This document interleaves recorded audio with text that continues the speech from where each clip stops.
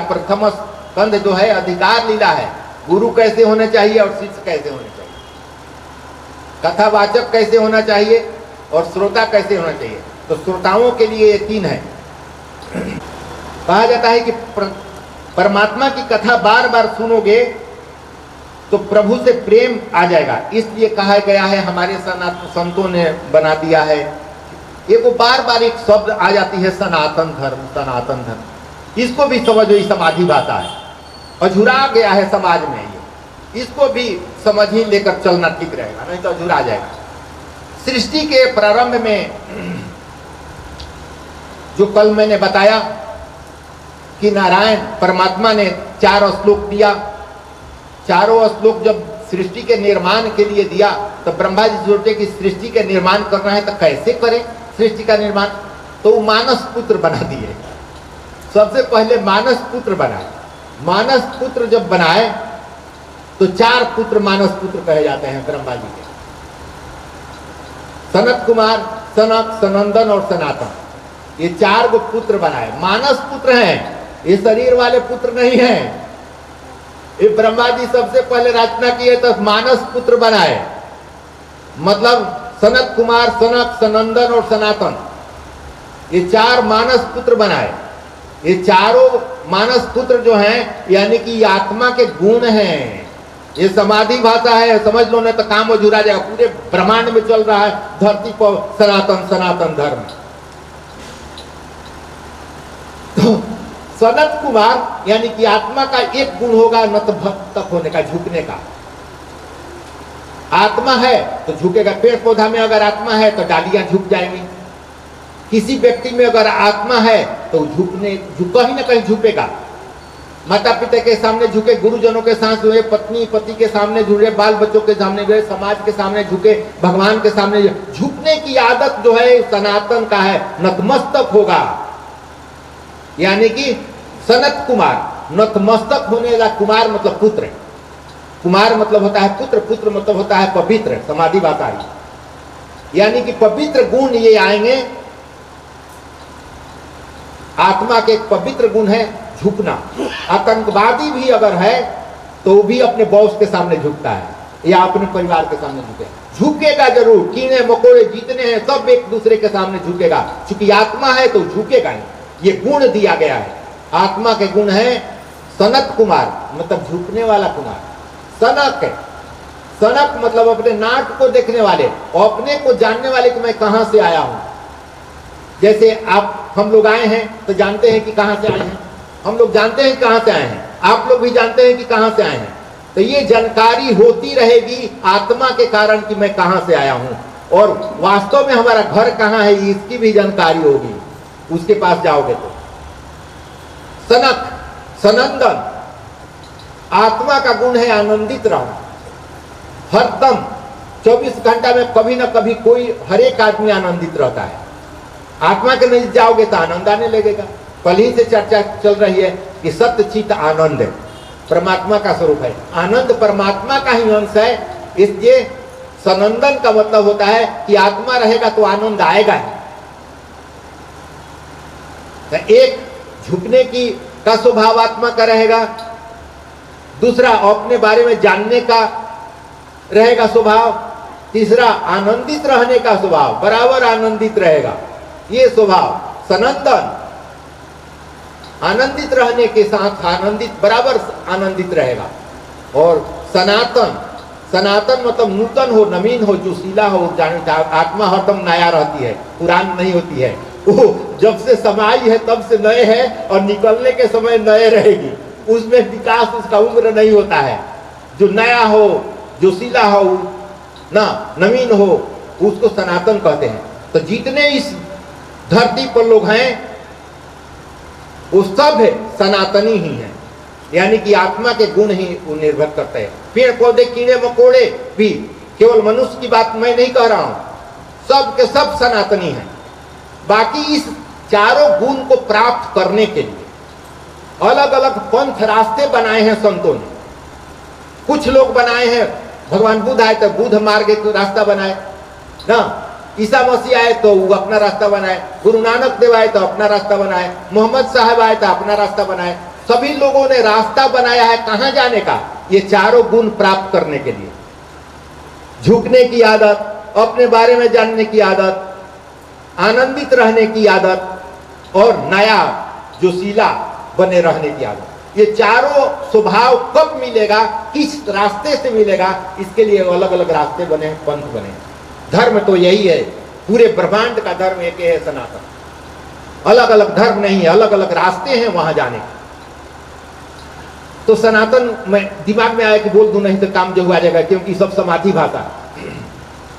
जो अध्ययन नहीं करेगा, आत्मा के नजदीक नहीं जाएगा, उसको तो अझुरा देगा, सबको अझुरा देगा। का जाने कितना अझुराने में भी आनंद ढेर लोगों को लगता है। अझुरा जाएगा तो मामला, दो आदमी लड़ेगा तो तीसरा को मजा आएगा ना, इसलिए ऐसा भी होगा सही चीज। तो आत्मा आपके, आत्मा के ये गुण हैं, ये चारों गुण से ओतप्रोत आप भी हैं, हम भी हैं, सभी लोग हैं, सभी जीवा जंतु लोग को हैं। तो उसको प्राप्त करने के लिए अपने अपने गुरुओं के, संतों और शास्त्रों के अनुसार आप चल के उसको प्राप्त कर सकते हैं। ब्रह्म के पास कैसे जाएंगे, ये कथा कहानी के माध्यम से दिया हुआ है कि एक चौबे थे, चौबे जी थे ना, नदी उस पार जाना चाहते थे ना। संध्या हो गई थी, कथा करते करते तो चौबे जी बैठ गए नाव पर ना, और संध्या हो गई थी, अपना खेने लगे नाव खेने लगे। रात भर नाव खे, रात भर नाव खेने के बाद सुबह हुआ तो कहे कि अब तो हम तो आ ही गए हैं दूसरे छोर पर, भैया कौन सा ये शहर है? तो कहा कि भैया ये तो बनारसे है। अरे बनारसे में चढ़ा था नाव पर, रात भर में खेया हूँ, रात भर में बनारसे रह गया। तो कहे कि काहे चौबे जी, रात भर अपना नाव चलाए हैं, पतवार लेकर कर रहे हैं और वहीं रह गए। तो पता चला कि चौबे जी नाव पर तो बैठे थे और खे भी रहे थे रात भर, लेकिन लंगर छोड़ाना नहीं भूले थे। लंगर उठा के नाव पर रखते तब ना नाव आगे बढ़ती, वो तो लंगर, नाव तो बंदी थी किसी वस्तु से, अब वहीं बैठ के खेल रहे हैं रात भर। तो घर में रहकर ये कथा कहानी के माध्यम से दिया है कि घर आपको बांध लिया है, घर से अरे भैया वहां से मुंह फोड़ोगे छोड़ोगे तब तो आगे बढ़ोगे। तो ये पहले से कथा कहानी इसलिए दिया गया है, ये उदाहरण देकर, ये कुछ है नहीं, ऐसा नहीं कि चौबे जी का को अपमानित किया जा रहा है, चौबे जी की प्रशंसा है। ये कहने का मतलब है कि शास्त्र कहता है कि भिन्न भिन्न तरह के उदाहरण देकर बताता है कि भैया कैसे तुमको चलना है। तो आसक्तियां पहले लिखवा बता दिया हूँ कि साथ हैं, उस सातों आसक्ति को ढीला करो, ढीला करो। चारों सातों आसक्ति को ढीला करोगे तो तुम्हारी गाड़ी वैराग्य की तरफ आगे बढ़ेगी। लेकिन तुमको तो शरीर में आनंद खोज रहे हो, जरा सोचो दूसरे के शरीर में तुम्हारा आनंद कैसे हो सकता है? दूसरे के पॉकेट में तुम्हारा धन कैसे हो सकता है? तुम्हारा धन तो तुम्हारे पॉकेट में होना चाहिए। तो दूसरे के पॉकेट में तुम्हारा धन है, यानी कि दूसरा कोई आनंदित करेगा तो हम आनंद आएगा, दूसरा कोई आनंदित नहीं करेगा तो दूसरे के हाथ में हमारा आनंद चल गया। तो ये तो बड़ी दुख की बात है। तुम्हारा आनंद तो तुम्हारे पास होना चाहिए, यानी कि तुम्हारी आत्मा ही आनंद स्वरूप है, और वहां जाओगे तो अक्षय आनंद मिलेगा, बराबर आनंदित रहोगे। ऐसे समझोगे, जो पहले मैं बताया कि ब्रह्म है, तो ये कहा गया गोपी सब में कृष्ण को ही देखती थी। पेड़ पौधे कीड़े जितने थे जमुना जी में, सब में वो कृष्ण को ही देखती थी। तो वो कहती है कि लाली मेरे लाल की जित दिखो चित लाल, लाली देखन मैं गई मैं भी हो गई लाल। मैं तो प्रभु के पास गई थी और वहां गई थी, मैं भी वही हो गई, लेकिन अपने ही को कृष्ण मानती हैं। उद्धव जी गए हैं वहां तो भ्रम में पड़े गए हैं ना। ये क्या हुआ, उद्धव जी का भी ज्ञान गर्भ खत्म हो गया ना, वो भी भक्ति में आ गए। लेकिन शास्त्र बताता है ज्ञान से भी भेद का निषेध करना है और भक्ति से भी भेद का निषेध करना, चाहे जिस माध्यम से तुम करो।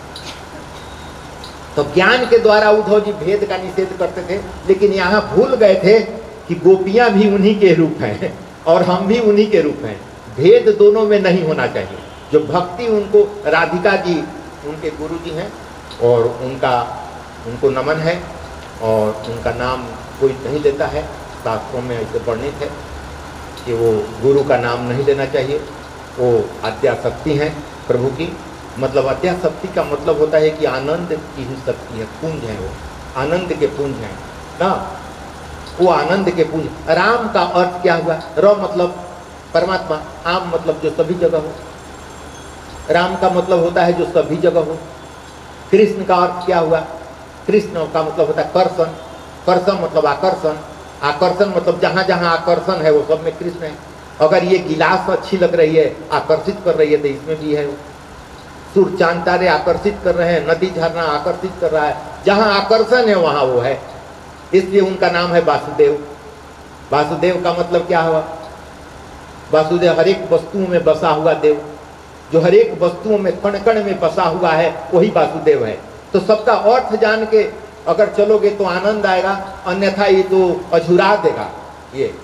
इसलिए निकलना है तो तुमको अर्थ जानना होगा, धैर्य से रहना होगा। बलि राजा का एक कहानी के माध्यम से दिया है कि बलि राजा वामन चरित्र का रहस्य है, परमात्मा बड़े हैं तब भी बलि राजा के आगे वामन अर्थात छोटे बनते हैं, यानी कि याचक बने हुए हैं, वहाँ मांगने के लिए बने हैं।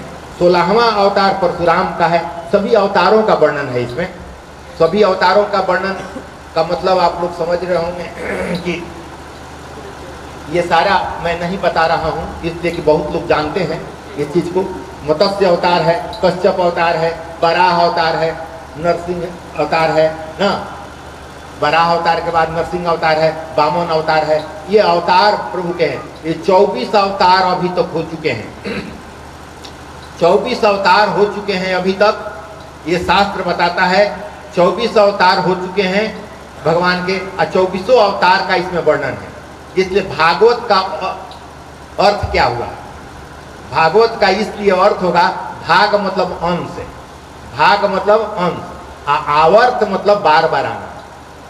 भगवान का अंश जो बार बार आया है इस धरती पर, उसी को चर्चा जो है वो भागवत है। क्लियर हुआ? भागवत का भी अर्थ समझ गए? भाग का मतलब होता है अंश ना, और आवर्त मतलब जो बार बार आए। तो बार बार आए, जो भगवान का अंश बार बार आया है, उसी का गुण धर्म लीला का इसमें वर्णन है, इसलिए इसका नाम भागवत रखा गया है। भिन्न भिन्न तरह के विद्वान भिन्न भिन्न अर्थ बताएंगे। मैंने यही समझा है, मैंने यही समझा है, इसलिए ये मैं नहीं कह रहा हूं कि मेरा ही सत्य है, लेकिन और लोगों का भी सत्य होगा, लेकिन मेरे लिए मेरा ही सत्य है। कि 24 अवतार का ही वर्णन है, और 24 अवतार नहीं, परशुराम जी, सुखदेव जी, व्यास जी, जितने हम लोग हैं सभी प्रभु के ही अंश के रूप में आए हैं। तो हमारी ही कथा इसमें है। कभी प्रद्युम्न की कथा है, कभी ध्रुव की कथा है, कभी प्रहलाद जी की कथा है। सब कथाएं, मतलब हर एक अंश जो आए हुए उन्हीं की कथा है, यानी कि हम लोगों की ही कथा है। इसलिए ये बार बार इसकी जो चर्चा चली है ये भागवत में वर्णित है। तो अवतार का बहुत बड़ा लिस्ट है, 24 को अवतार दिमाग में रखें, 24 अवतार हुए हैं। बलि राजा का भी 16वां अवतार है। 16वां अवतार परशुराम जी का है। यह अवतार आवेश का अवतार है।